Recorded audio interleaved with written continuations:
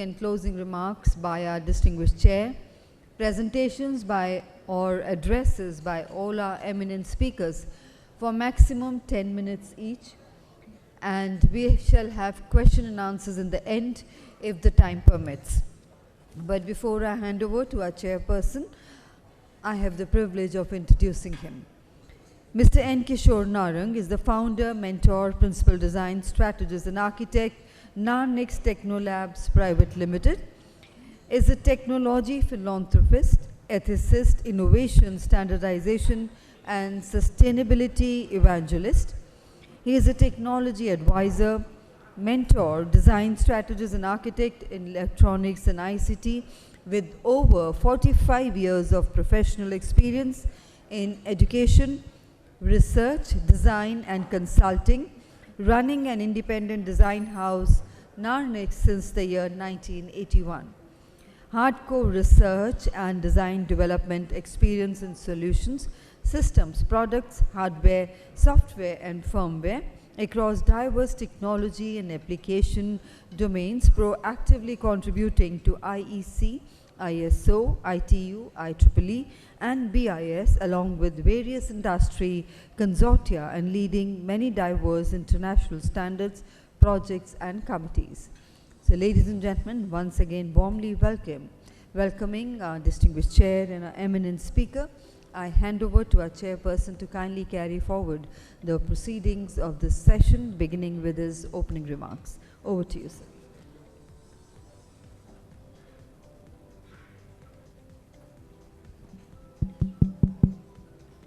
Hello. Good afternoon.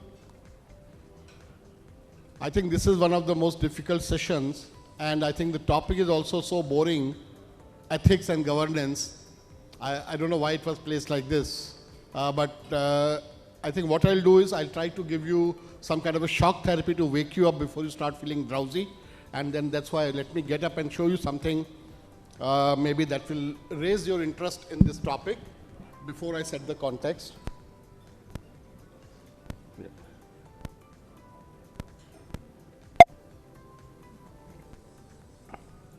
Can we play the video?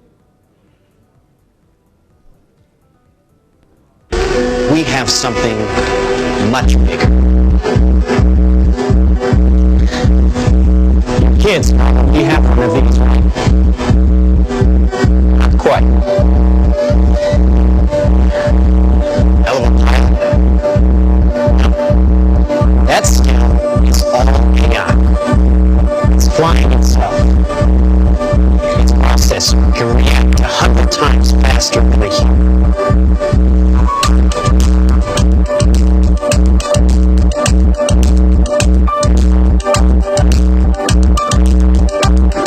The stochastic motion is an anti-snipe feature.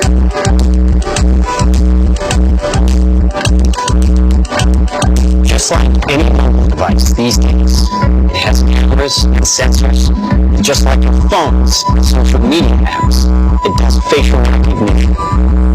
Inside here is 3 grams of shape explosive. This is how it works.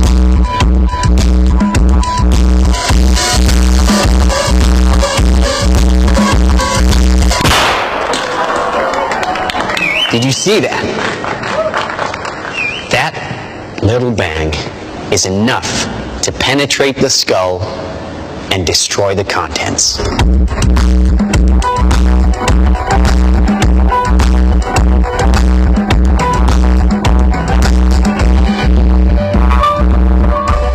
That is an airstrike of surgical precision. It's one of a range of products. Trained as a team, they can penetrate buildings, cars, trains, evade people, bullets, pretty much any countermeasure. They cannot be stopped. Now, I said this was big. Why? Because we are thinking big. Watch.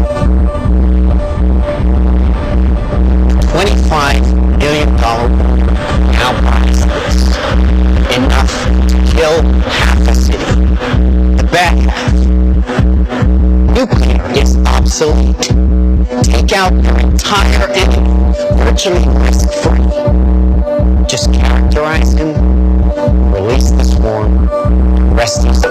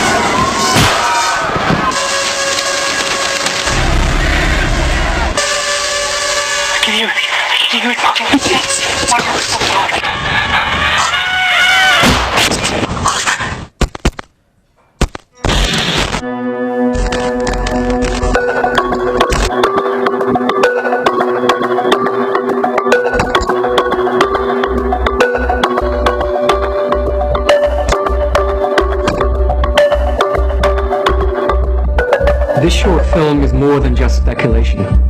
It shows the results of integrating and miniaturizing technologies that we already have. I'm Stuart Russell, a professor of computer science at Berkeley. I've worked in AI for more than 35 years.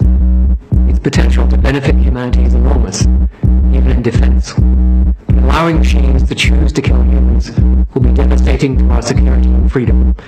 Thousands of my fellow researchers agree. We have an opportunity to prevent the future you just saw. The window to act is closing fast.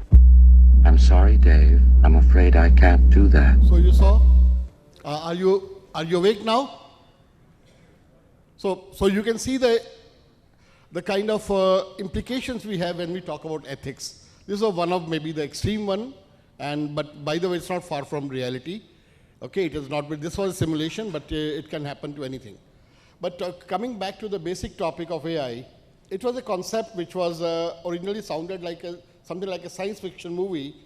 It has in fact become a reality, and from being considered a disruptive technology about a decade back, it is already on the way to becoming a profound technology by weaving itself into our everyday life. Okay, talking about ethics, I don't need to. I think there's been ample talked about, so I was wondering, what is anybody going to leave anything for us to talk about governance, ethics? Since morning, I've been hearing more or less in the first session at least, everyone talked about all these aspects. But I think we have some eminent speakers, and we will start with listening to them. And I will not try to put anything too much in context right now to steal their narratives. And whatever they have not covered, maybe I'll try to share those things along with my personal perspective, which I'm sure it is going to be quite different from everybody else the way I heard in the morning. So I have something to add on the ethical aspects. But I think let's start with our presentations. And to start with, let's have Mr. Avinash Agrawal, DDE Standardization, Convergence and Broadcasting Radio from TEC. And to just give a, can you set up a laptop? And to give a brief about Mr. Avinash Agrawal, he's an ITS officer of 92 batch with almost 30 years of extensive experience in telecom, IT and broadcasting while serving in different positions in Government of India. Presently, he is posted DDG Convergence, Broadcasting and Radio and Standardization at TEC, DOT and Ministry of Communication. TEC, as you know, is India's standards setting organization where his role includes framing standards, guidelines and test procedures for the telecom equipment and emerging technologies. Previously, as Additional Director General IT at Prasar Bharati, India's public sector broadcaster, he headed various digital transformation initiatives for the twin networks of Doordarshan and All India Radio, also successfully. And he has been delivering he has delivered the global digital platform and news on air mobile app. This involved live streaming of 230 plus radio channels, live TV, test news in multiple languages, podcasts, etc. He also served as a state project as head Haryana and senior GM of Bharat Broadband Network Limited for the rollout of BharatNet project under the Digital India initiative for providing optical fiber cable and TV. He is also the Vice Chair of National Working Group 3 related to economic and policy issues of International Telecommunication Union. He also chairs the working group on anonymizing of data supported by Ministry of Electronics and IT. And he did his BE in Electronics and Communication from MNIT Jaipur in 92 and MTech in Computer Science and Technology from IIT Roorkee in 1994. Mr. Avinash Agrawal. Okay. Thank you, sir. Just give me 2 minutes, like he's Sure. putting up the presentation. आप अपना number बताइए WhatsApp 9868 171 171 222. Okay, to use the time usefully in the meantime, so what is AI ethics? AI ethics is a set of moral principles to guide and inform development and use of artificial intelligence technologies. Because AI does things that would normally require human intelligence, it also requires moral guidance as much as human decision making. An ethical issue is a problem or situation that requires a person to choose between two options, where both options are morally wrong. Ethical issues can be divided into 3 categories: personal, professional, and social. Are you ready? Let me know when you are ready. Okay. And then we always talk about why ethics are important in technology. Ethics are standards that help to ensure people behave honestly. We want the same from our information technology. We expect our technology to work for us, not against us. It continues to be developed, monitored, and utilized in a way that relies on foundation of ethics. And some of the things that you already have been hearing today is, some of those aspects are some of the real concerns about the ethical aspects are transparency, justice and fairness, non-maleficence, responsibility, privacy, beneficence, freedom and autonomy, trust, sustainability, dignity, solidarity. And these are the kind of risks that AI poses in front of us, and some of them have been already touched upon today, and some our esteemed speakers will be looking into right now. And we are still away? Just give me a second, sir. So we, on one end, I'm really always amazed in any conference, seminar and all that. On one end, we are talking about the disruptive technologies. Okay, beyond today, tomorrow, day after, we are walking in space, precision control at the space, this thing, aerospace and defense and AI and all that. We talk about, remote robotic surgeries and all that. And on the other hand, we fumble with the basic idea. Where are we going wrong? So is it the artificial intelligence or natural stupidity? I don't know, but I think are you ready? So they are just displaying it here. Okay, so I think this is something in every conference we see. At least couple of times we have these issues, and I think we are on. So I'll stop my discourse and we'll continue later on. Thanks. Go ahead, Mr. Avinash. Thank you, Narang sir, and thank you BIF for this opportunity. So I will be talking very specifically about one of the initiatives taken by TEC. So topic is related to the new standard that we have released very recently related to the fairness of AI systems. Just a very brief overview about TEC, like we are the technical arm of DOT, also the standard setting organization for telecom and related ICT, de facto sector specific national standards body, responsible for implementing the mandatory testing and certification for telecom equipment, also for voluntary testing and certification of telecom equipment interfaces. You are also the designated national inquiry point for World Trade Organization's technical barrier to trade for telecom sector, and complaint resolution for preference to make in India for telecom services and products. On the standardization part, TEC formulates the standards for telecom, broadcasting and related ICT. We are also ratifying and adopting international standards like 3GPP, 1M2M and others. We are also formulating technical regulations, contributing to international standards organizations. Specifically, we are the nodal organization for ITU-T. We are having mirror national working groups corresponding to the ITU-T study groups. And we are also designated by TRIBE for testing and certification of conditional access systems, subscriber management system, and other things in the broadcasting. So this is the standard that we had developed with lots of public consultations, and it was released by our Secretary Telecom on 7th of July in the National Workshop on Standardization just very recently. So just to give a brief background about the biases in AI systems and why it is important to assess fairness in AI systems. As we know that AI systems are now being used in almost all domains and in all applications, and sometimes we are even not aware that AI is being used or we are being subjected to the outcome of various AI systems, AI-based systems. So it is there in telecom, it is being used for delivery of public services, for e-governance, and even maybe for judiciary. So when we are talking of such a level of AI applications and decision making, and even in telecom also, like we are seeing that day by day, the use of AI is going to increase not just at the subscriber end, but also at network management and optimization of network and other places. So the ethical aspects also become very important.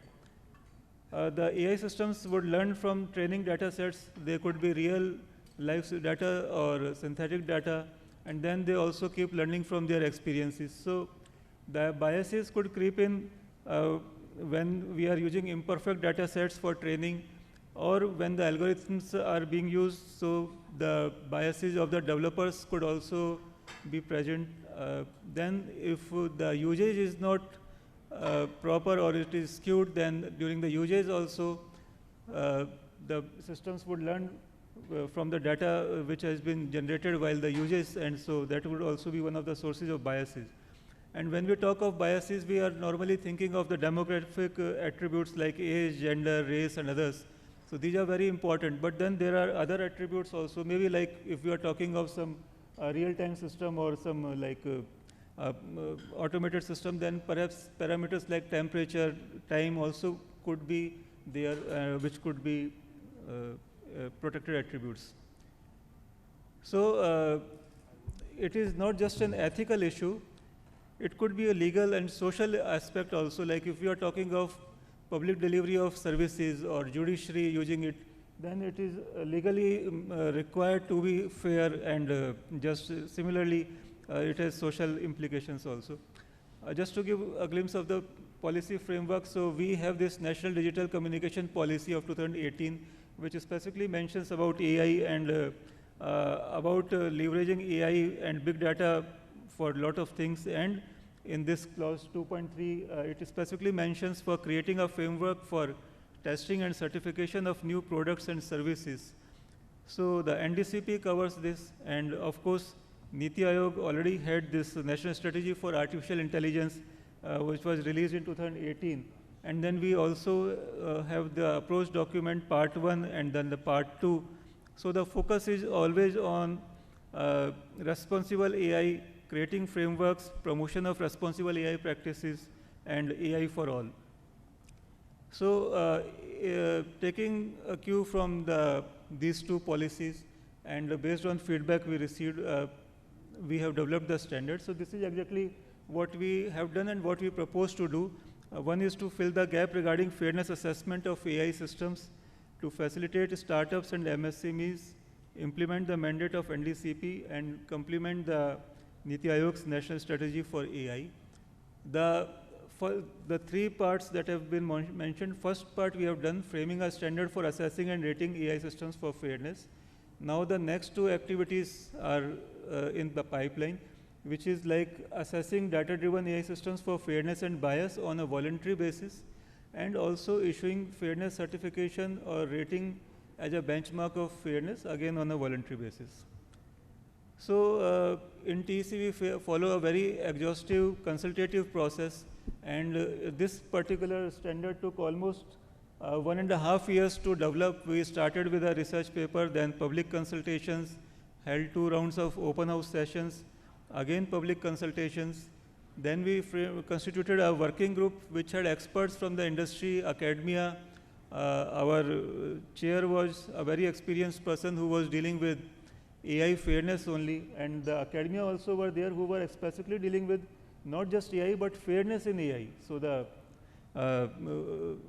in AI also we selected those who were working in this particular domain only. And then after that, again a round of public consultations, and then it was finally released by our secretary on the 7th of July. And I would like to mention that some experts present here also contributed, specifically to mention about Broadband India Forum also. They also gave us very constructive suggestions, and others also, the industry representations as well as the companies and academia. So it is a collective inputs from all of the experts there. Just a glimpse of the salient features, like it aims to help AI developers determine system fairness, and we are giving some scores. So fairness score is there. It could be self-assessment or a third-party audit. We are not prescribing anything out of the moon, and we are just saying that it is adoption of well-prescribed approaches in the fairness community, which are already prevalent in different parts of the world. Then we have included the Indian context also. So it recognizes the need to examine fairness in the Indian context, and it takes the risk-based approach to examine the potential sources of bias. So like, it is not just one procedure for all types of AI systems. It is basically like we are approaching this, doing it in a 3-step approach. The first step itself is to assess bias risk based on the risk spectrum. So it is kind of a questionnaire which the developers and the auditors would sit together and then assess the system, and then find out that what is the risk potential of that particular application. Based on that, then the second step is there about determining the thresholds and benchmarks, and then the third step comes the testing. So it is not just testing procedure, but it is like evaluating the risk, then identifying the benchmarks, thresholds, like whether 10% is acceptable, 20% is acceptable, which matrices can be used, and then we are coming to the actual testing. So because I have a limited time, I will just come to the last slide, which is about what are the next steps, because the standard is already there. Now what we should do, and here I would seek collaboration from all those experts present here about the opportunities available. One is that based on that standard, now if we have to evaluate any AI application, the first thing is to develop tools which could be like libraries or software development kits or APIs, which can be used. Those could be open source, or those could be closed source, but with an APIs. So that is one aspect where industry and academia can come and we can collaborate and develop these tools. Second part is that we want to have association with labs, maybe from IITs, triple ITs, academia institutions, or from industry, who can come forward and assume the role of fairness auditors. So because ultimately someone has to do the audit. I am talking of the third-party audit, or within the organization, of course, you can have independent teams who can do the auditing there. Then the standard is there, but this is not like covering all aspects of AI. So there are different types of ML models, and then we have different types of data sets also. Right now we have emphasized on the tabular kind of data, but it has to be extended to different types of data modalities. So this is again an opportunity where we will be working on extending this standard to different AI models and different ML models. Again, we can work together. And also, like especially those who are from the academia, it is a request that we should emphasize on including fairness specifically and ethics in general in the curriculum. So because if we talk to the students, they are very much interested in AI, but the focus is sometimes on the mathematical aspect, on the development aspect, but not too much on the ethical aspect. Like it is there, but sometimes the focus is not balanced. So this is one more point. Thank you. Thank you, Mr. Avinash. I think it was a very interesting topic that you touched upon, and it's a good initiative, a step in the right direction. Of course, the journey has just begun, and I think I'll comment on these a bit later, but let me first introduce our next speaker, Professor Nishit Srivastava, Associate Professor, Computer Science, Engineering and Cognitive Science, IIT Kanpur. And he also runs the Center for Developing Intelligent Systems and coordinates the AI for Healthcare vertical within Gangwal Medical School at IIT Kanpur. His primary research interests are the scientific study and engineering design of intelligent systems. Practical applications of research include design of recommended systems, forensic analysis methods, and anomaly detection algorithms. Work products emerging from his lab have won national and international awards and are deployed in organizations across India. In the meantime, talking about fairness or bias, I think these are very nuanced subjects. I think, okay, we are ready with the presentation. We'll get on with that. Thank you. Go ahead. All right. Thank you, Mr. Kishore, for that very kind introduction. And thank you for this opportunity to speak among such an august audience. I want to talk about the governance of AI systems and some problems that we are facing globally in handling them. And I'm going to essentially postulate that this is an area in which very little work is actually happening, and India has the opportunity to be a leader globally. The elephant in the room here is that trusting AI systems can be hard because it's a little bit like medicine. So you have some medicine and you just sort of assume that because the regulator has approved it and because the doctor has prescribed it, the medicine is going to work, but you don't know why it works. That's different from a clock, where you know whether the clock is working or not. You can see if it is telling you time.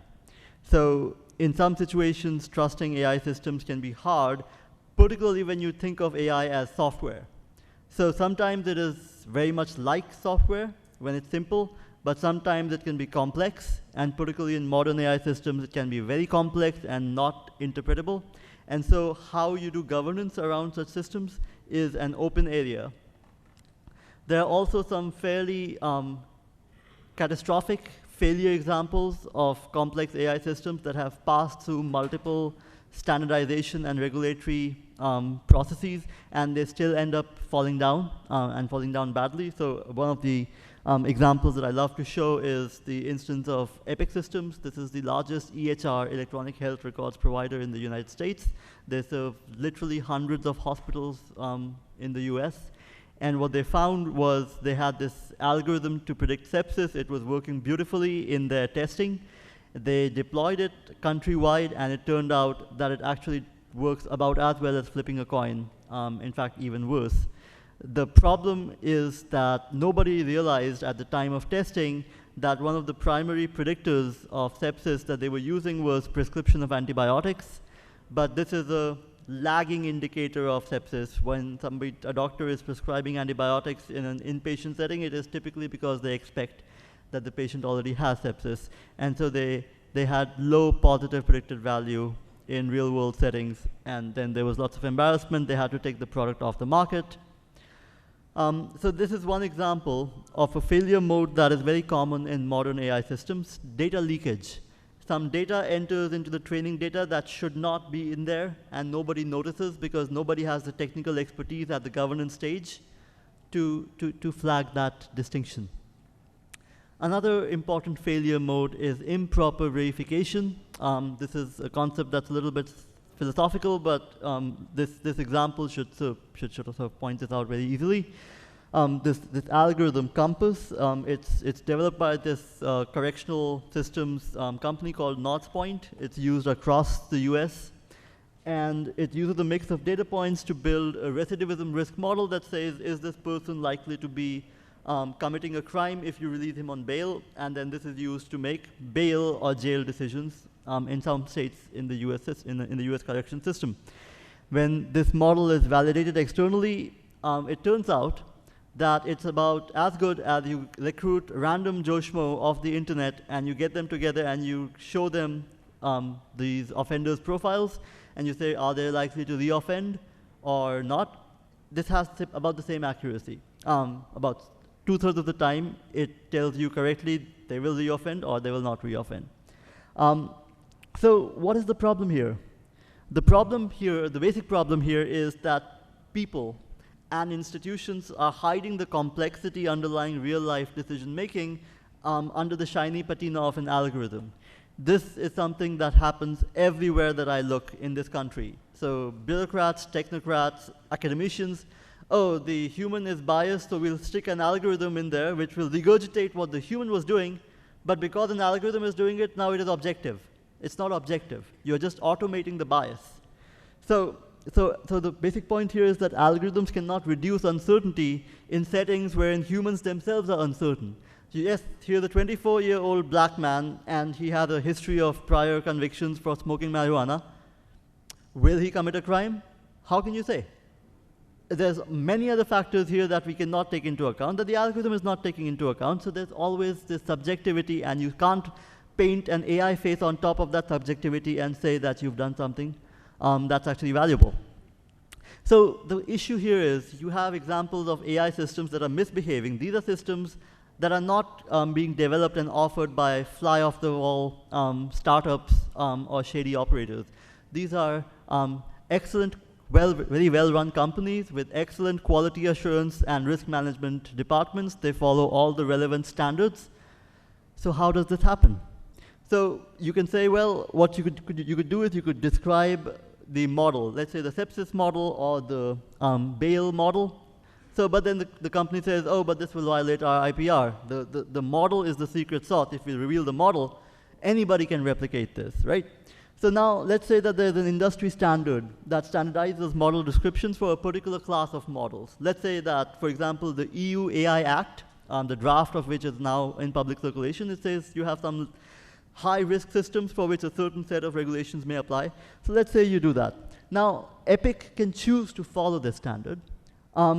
But how does it know that it should follow the standard? What is the process that has to be undergone to say, well, this model should follow this standard?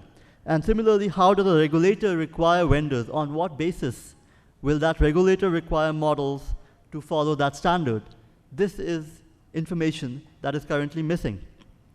What you could also do is you could say third-party testing, but again, you run into that same problem. You could say, Epic can choose to follow a particular standard which says this is how you do third-party testing and these are your metrics for success. But why would Epic do it? What is the incentive for doing it? So that incentive system, since standardization is always just a voluntary exercise, we choose to follow standards because we think that it's going to do something useful for us. The problem is that in the AI community and in the AI ecosystem, there's a serious problem about ensuring the functional correctness of the systems themselves, not the processes that are involved in doing that assessment. And so, if you take an approach like, let's say you use a management system standard. So you say, oh, for each identified use, the organization should consider as appropriate all of these possible sources of risk. And then if you go in deep, you can say, evaluate whether the selected models generalize well on production data. That's an excellent sort of check. You can always say, instead of just relying on in-house testing, we will also rely on testing in a live environment. And that's great if you can do it. But this consideration can operate at multiple layers of care. So if you don't really care about this, you can just get some intern to run the model on your production data for a week and pick out the best 3 days to report. If you really are serious about doing this sort of validation, you could participate in a double-blind field test conducted by a regulator. So there are layers to this. And which layer is appropriate for this product in this market for this particular application? We don't have a language to talk about this yet, and I want to flag this as a serious concern. You can also use a risk-based approach. You can say low risk, high risk, extremely high risk systems. That's the approach that some of the EU countries are taking. The problem with this is this is fundamentally enumerative, and we have no basis. So I have a new product. I have no basis for saying, well, it goes where on this list. So these are I mean, the existing tools that we have at hand, they have limitations in addressing this problem. But fundamentally what I think, and this is something that we are working on actively, which I'll talk about, we think that AI governance and regulation is an emerging space where there is no clear solution that is a winner at this point. And the fundamental question that has to be answered is, should AI systems be governed like software, or should they be governed like products, like medical products, for example, based on their consequences? Secondly, should guidance for AI systems benchmarking and testing be designed thematically, which is this particular class of AI systems should have this sort of guidance, or should it be sectorally, like healthcare AI has to do this, education AI has to do this?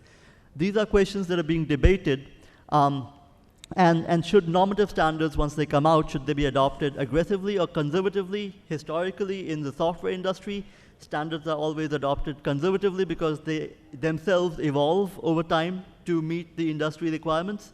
On the other hand, medical standards take a lot of time to come together, but then they are applied very, very vigorously. So we are right now in this penumbral zone with respect to AI standardization. Is it like a medicine?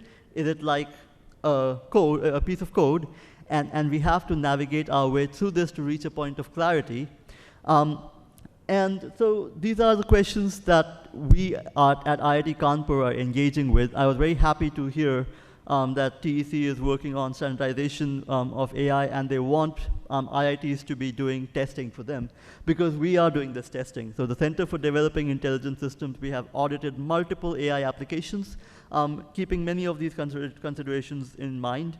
And obviously this is very ad hoc. I mean, we're the first people to be doing this from outside the IIT system, well, from within the IIT system.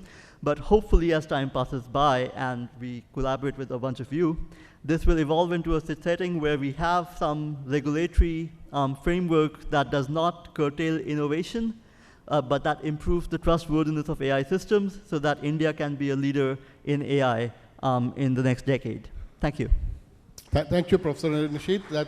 And just to add, which he did not talk about, he is a very proactive member in, we have a committee in BIS, LATD 30 on artificial intelligence. He's a very active member leading a project here, and also which is a National Mirror Committee of ISO IEC Joint Technical Committee 1 as Subcommittee 42 on artificial intelligence and data. So he's also leading a project there. So I think we need more and more focus on these things. But when we talk about ethics, I think it is more of a social topic, first of all. If you do not understand, and today for AI ethics is a socio-technical, but then ethics per se is a social thing. If you do not understand ethical aspect, ethics per se as a person, as a professional, I don't think we will be able to handle the AI ethics aspects in a skillful manner, in a judicious manner. But I'll stop at that and continue with our next speaker. And our next speaker is Mr. Kanishk Gaur. He's the founder of India Future Foundation. Wow. Okay. So he's a renowned cybersecurity, public policy, and a digital technology expert specializing in cybersecurity, data protection, privacy, policy regulation, safety, and digital laws.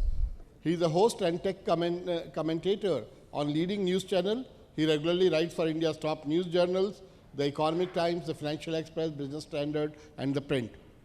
Mr. Gaur, the ice is yours. Thank you.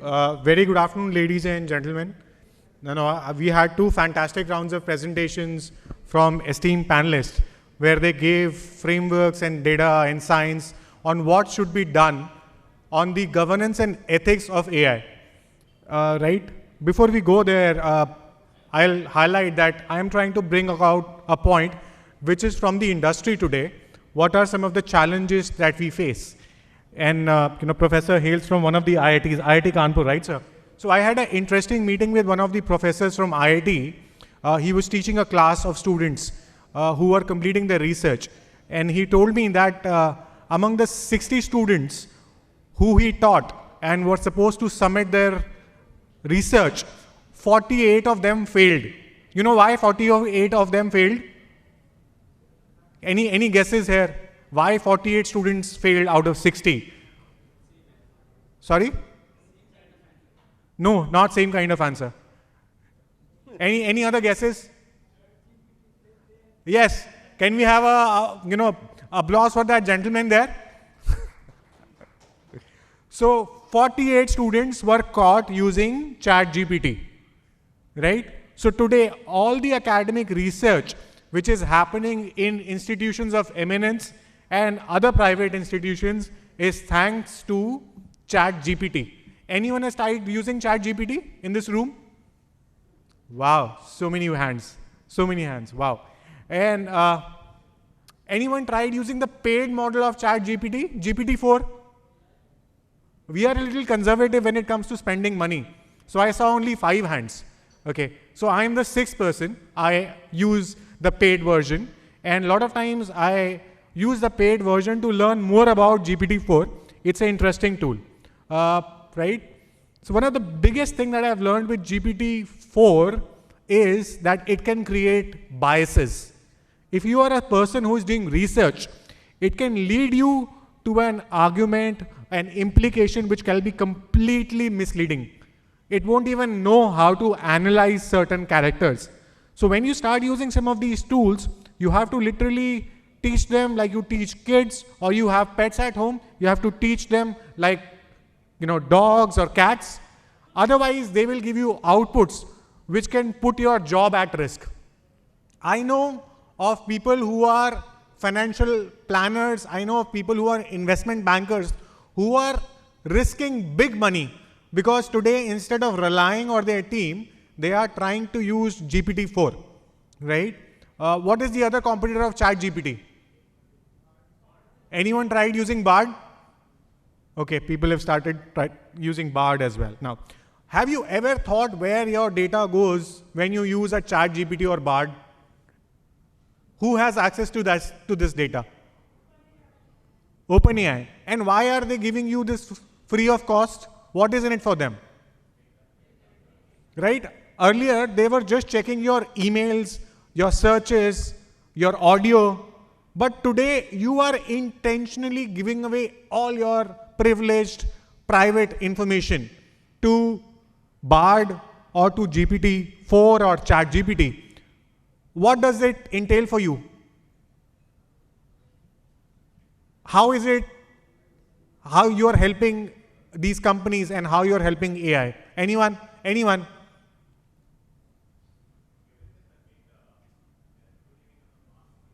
Can anyone give this gentleman a mic?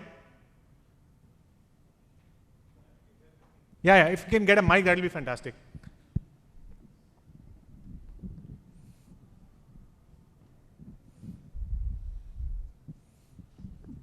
Basically, you're giving them the data, not at an individual scale, but if you combine all the things together, you have digitally created a recreation of yourself, and you're feeding it the data continuously unbiased. Why? Because it's just free. So you think it is free, but you're just giving everything away. Thank you. You're giving away free data as an individual, but you are today, as together as society, giving too much information. There are so many platforms that you access, social media, Facebook, WhatsApp, Instagram. You've got databases like Aadhaar, you've got databases like the election database. You let ChatGPT or Bard combine all of this intelligence. You know what it will tell? What can it tell about you? It can predict what action you're going to take. It'll tell who you will vote for, why you will vote for, what kind of content you should be fed to take certain decisions. So what it is creating biases within the society, and we are purposefully doing it. Do we have any laws to protect this? There are no laws. Where does this data set rely? Is it in this country? Is it where it is? Have you ever thought? So where you were talking about election interference, Israeli companies doing election interference, Cambridge Analytica. You don't need a Cambridge Analytica today. You need generative AI, sir. The next 2024 election, you will not need a large IT team from a political party. You will need just generative AI to create fake videos and create propaganda. Today there was a video out of Manipur which has created so much of havoc. Anyone about the Manipur video? Imagine there are 5, 10, 15 such videos which are fake and they are propagating in this country. It can lead to riots. So that's the kind of risk that we are living in today. People are aware about the stage of AI that we are using here. What is this? This is generative AI. So we are today at stage 4. There are 7 stages of AI. The first stage of AI was rule-based AI, where you used to define the rules and tell what you need to get the answer from. The second was context awareness. If you were using Google search was allowing you context-based awareness. Then we had domain-specific, which scientists who just spoke were using. Domain-specific for healthcare, for medical research. And then we came to reasoning-based, where AI was able to sense where you are. Google Maps uses reasoning-based intelligence, but today we are intentionally moving to stage 5 of AI, which is generative AI. And it puts all of us at so much amount of risk, because when this generative AI will transform to a super intelligent AI and start misusing this data, and it will not rely on a human master, is going to be a big risk for us. And the last but not the least is the 7th stage, which is the conscious stage of AI, where AI becomes singular. Singular AI, conscious AI, it will try and wipe out whosoever it wants, because it can create biases, it can decide who are needed in the society, who are not needed in the society. So it can cause mass havoc. If India thinks today alone it can create algorithms, frameworks to govern AI, we are living in a fool's paradise. Because most of this data does not reside in this country. This data resides somewhere else. We don't even have data localization today in this country. And all of this data is somewhere else. So what you need today is a United Nations Convention where countries come together and discuss how they are discussing on regulating AI. Sweden decided that it is going to burn Quran, right? And they burn Quran in the name of religious freedom. You know what kind of action it has created? It has led to so many riots. Today, the embassy of Sweden in Iraq was burned down because so many videos were created that Sweden is trying to attack the Muslim population, and it is only going to follow. So the world today is getting more polarized because of fake news, misinformation, which is spreading because of use of artificial intelligence and machine learning. So what is required is collective intelligence. One, in terms of deciding what we will share with AI. There is personal identifiable information, something which you don't want to even share with your wife, your husband, your children. Let's keep that secret. Let not generative AI know all of this, because unknowingly we give too much of information away, and this information is again misused for creating false propaganda. This information is misused for doing more effective ads, and it is only getting automated. Anyone who's fired any professionals after using ChatGPT or Bard? Any one of you who's a leader or potential employer? Anyone? Who has lost most of the jobs today when generative AI has come into the picture? Has anyone looked at the kind of job loss, what has been created today? Any guesses? Most of the people who have lost jobs are people who write content, people who do SEO, SMO, people who do content editing, because all of this generative AI is taking away from them. So what? It is making people lose jobs. But we have another analogy. Okay, we will get suddenly super intelligent, but working with AI requires you to spend money. How many in this room were willing to spend $20 on generative AI chat GPT-4? Only 5 or 6 people. Rest everyone was dependent, right? So it is creating a new divide. People who have money, people who will use AI against others. So it is creating a great divide. The other part, we have women in this room. How many women have accessed AI-based services? How many women are involved in developing these AI-based services? GPT-4 or Bard, as per my research, is developed by average white males who do not understand how a female brain functions, works. They have not been taught empathy, kindness. It has not been taught how to respect. So the human values today are missing. Forget even going to the gender diversity side of it, which we call as LGBTQI, which is the next flag which everyone is putting. Even getting more women to work in cyber, in AI, is one of the biggest challenge. As a cybersecurity professional, one of the biggest risk I foresee is that GPT-4, generative AI or BARD is creating more cyber criminals, because you don't require people to do cyber crime. Cyber crime can be done by machines. All you need to do is tell them, hack this system, write this piece of code. I was trying to use GPT-4. I found that there are hacking tools available on GPT-4 which could tell what are the potential vulnerabilities in any web application that is there across the globe. You don't need to learn cybersecurity. All you need is GPT-4. Mr. Kanish, I know it's a very interesting topic, and we can go on, but we need to conclude. Last but not the least, another aspect which I saw with GPT-4 is you could use GPT-4 to find out if people are compromised. So your passwords, where they are lying, how they are lying, you don't need to go to dark web. You can just put it on GPT-4 and you can find out where this is heading. So last but not the least is we need to be intelligent in terms of what we share with AI and have more regulations which could be implemented on ground and are practical. Thank you. Thank you, Mr. Kanish. Please. So I think we heard quite a lot of interesting things. I think it's by this. No, I have my own presentation. Come on.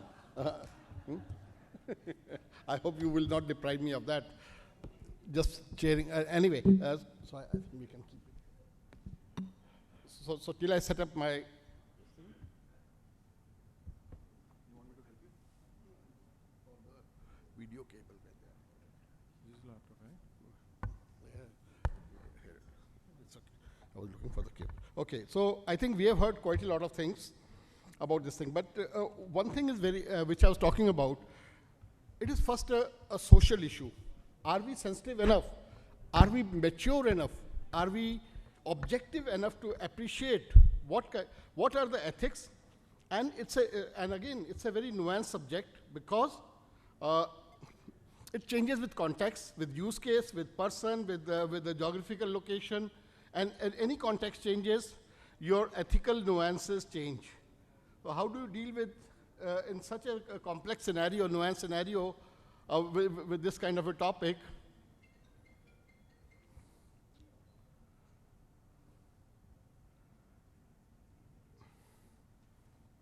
Okay, can you please project it? And I think since morning we have been hearing different aspects of ethical aspects. I'm going to talk about a very different aspect. I was actually disappointed also and surprised also that we did not hear that topic, that word from anyone.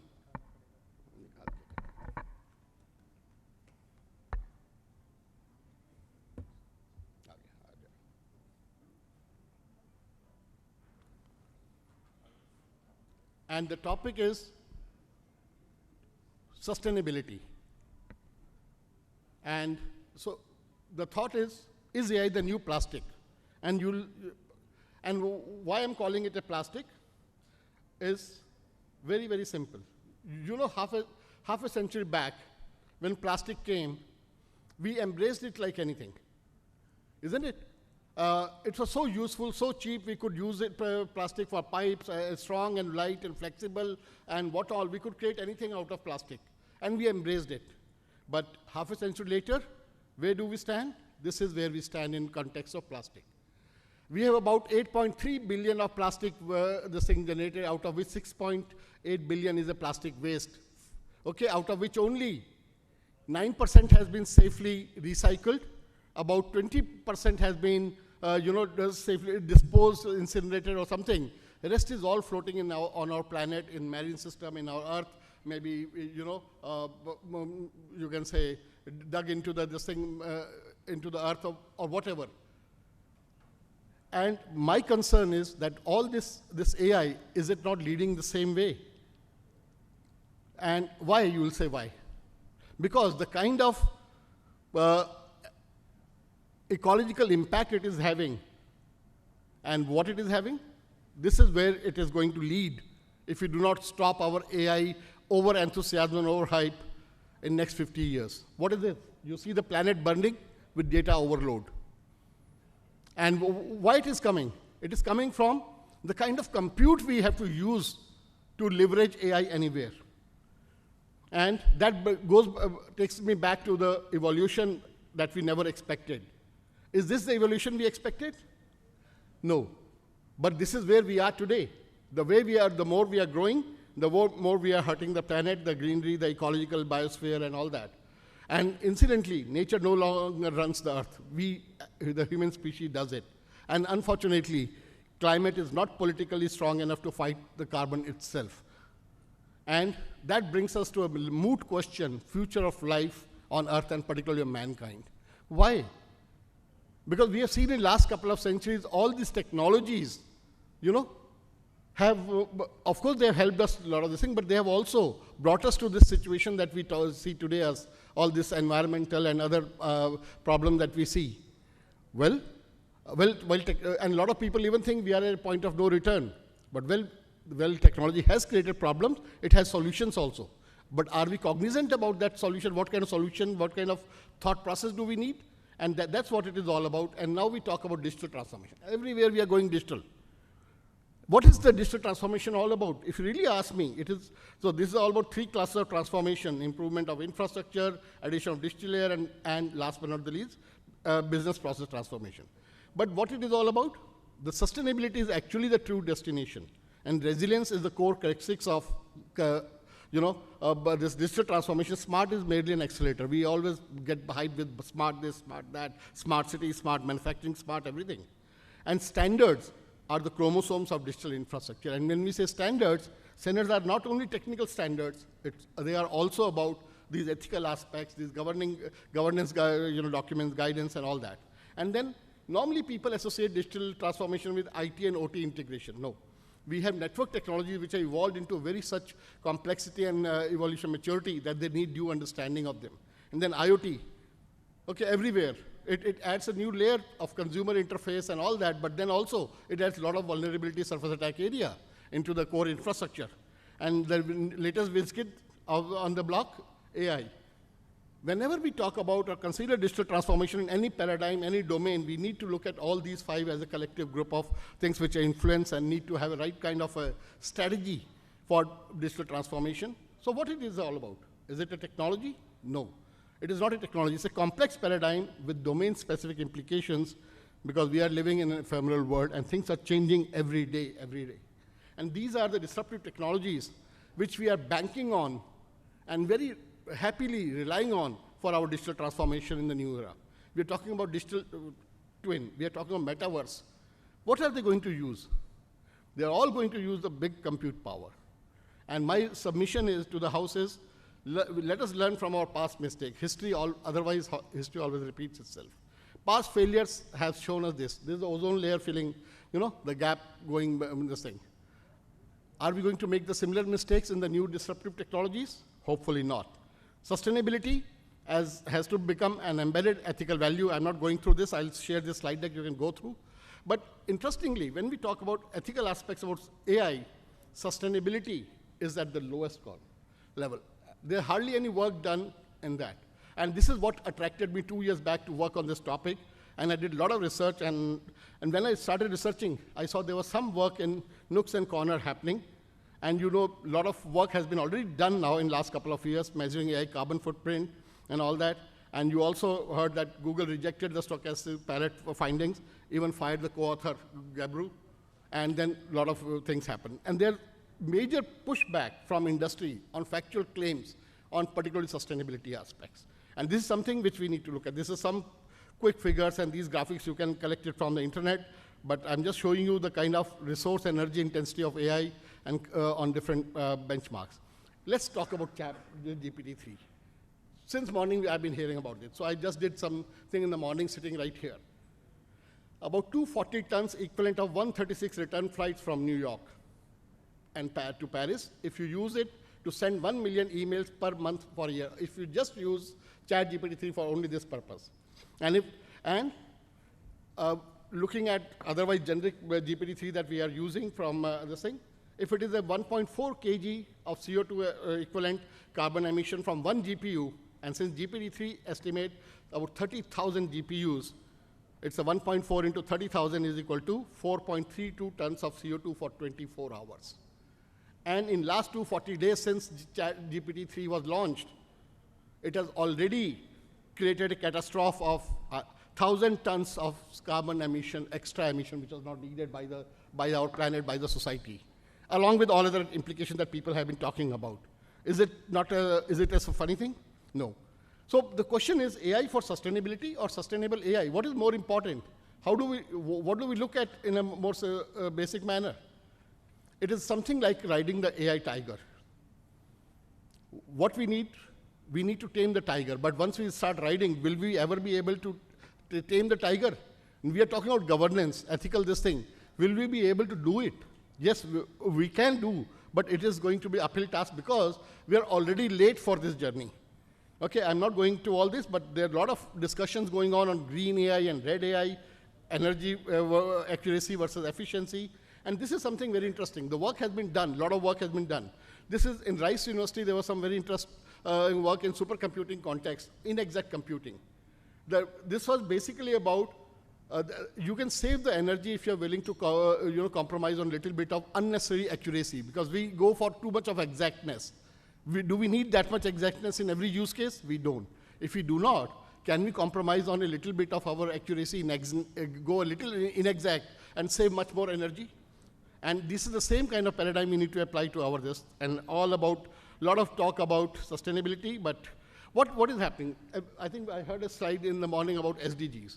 SDGs are not the goal, they are the means, they are a bridge towards a regenerative system. Today we are in degenerative system. SDGs will just help us go to regenerative ecosystem if we really are keen on. But we can and we need it for the sake of our future generations. We need a circularity AI approach, and because that is what only will actually start controlling the GHG emissions from AI if we want to deploy. These are some of the things we worked on that we need to calculate if you want frameworks. There are some already frameworks being done. Okay, and these are the kind of policy challenges that we need to address. And ultimately, what are the imperatives? We need to balance the environmental cost with social benefits, balance of environmental impact of AI, how to keep AI at the optimum level and not have it overused. I'm not against AI, but I'm saying, can we have a bit of optimization? Would it be accurate that there are often system barriers between developers of AI and the usage of power that makes the latter invisible to the former? Small adjustments early in the trajectory of technology have large consequences. We must introduce environmental perspective early into the culture of engineering technologies. The ideas of optimization and measurement quite well. Aligning AI to human values means picking the right metrics. And this is a body that I would like to talk about, Oceanis. It's an open community about ethics in autonomous and intelligent systems. This was promoted by IEEE initially, but now it is a roving chairmanship leadership kind of a committee where all the national SDOs and global SDOs are member, and independent researchers are also being welcomed. Anybody want to join this? And this is where I did this piece of research of is AI the new plastic? And we did a lot of this thing, and this particular, so executive summary is already on the website published. The detailed paper, about 50 pages with 100 plus references, is being properly formatted for publication in a month's time. So please go to this kind of ethicsstandards.org and look at what else we can do. And anybody interested in contributing, please come there and join. And talking a little beyond AI, all these technologies that we talk about, they all have major environmental impact. IoT, we find it very innocuous, but add it at a city scale, country scale, it needs a few more additional power stations to feed your so-called tiny IoT devices and all that. Do we have that? Do we need that? Green ICT, a lot of false claims. Clean energy, okay, we will have all the green energy, renewable energy used for all the data center. How green is that green energy? There's solar panels. I think there were a lot of major issues in the solar panel manufacturing. The kind of environmental impact of solar panels itself is a very interesting study in itself. 5G, 6G, they are all talking about sustainability, but nobody's addressing it. Carbon footprint of ad tech. that you see. That's a very interesting to look at. And one other thing, you send very innocuous emails. Every email has a 4 gram of carbon emitted out of this, and saving repository. So we have a lot of these things, and then last but not the least, a lot of greenwashing issues that these all big powers are always very happy with. What we need is a system approach to address these, a holistic thinking. I'll not bore you with this, but I think I'll stop at only this thing. Call for action it is not for researchers, it is not for SDOs, it is for all the stakeholders, government, policies, standards, intergovernmental and NGOs. Everyone needs to sit together, contribute with their perspective, and look at this larger problem and see how we can work on it. And this is my last slide, that we humans need to radically change our relationship, not just with the planet, but with the objects with which we fill our lives. We need to change how we think about technology and innovation, and rather than allowing technological advancement to steer our narratives, innovation and technology should help us build bridges between the worlds we inhabit now and the ones we imagine for tomorrow. And I think ethics, and particularly not only in AI, but any other disruptive technologies, metaverse, digital twin, you talk about blockchain, anything, you need to rein in these disruptive technologies in a very, very comprehensive manner if we want a safe, healthy, sustainable, resilient future for our next generation. But I think we still could not cover a lot of things, and given a time, I would have loved to cover a lot more things and ask a few questions from the esteemed panelists, but I think I already see, anyway, so I think I'll stop at that, but happy to take a question if they allow us.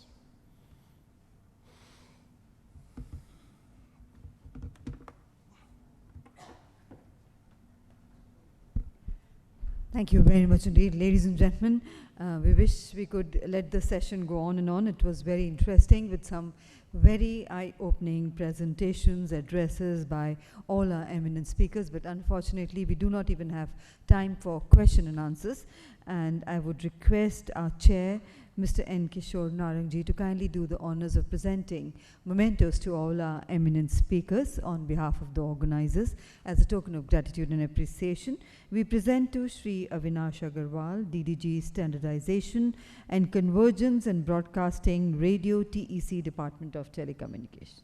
Thank you very much indeed, sir, for sparing your valuable time and being here with us. We present to Professor Nishit Srivastava, Associate Professor, Computer Science and Engineering and Cognitive Science, IIT Kanpur.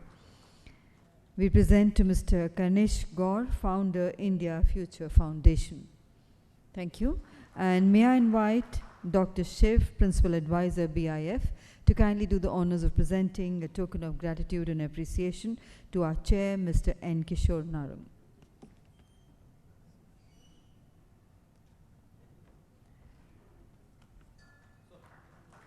I would request all our panelists and Dr. Shiv to kindly step forward for a group photograph, requesting everybody to kindly remain seated. Ladies and gentlemen, we are straight away moving towards our next session.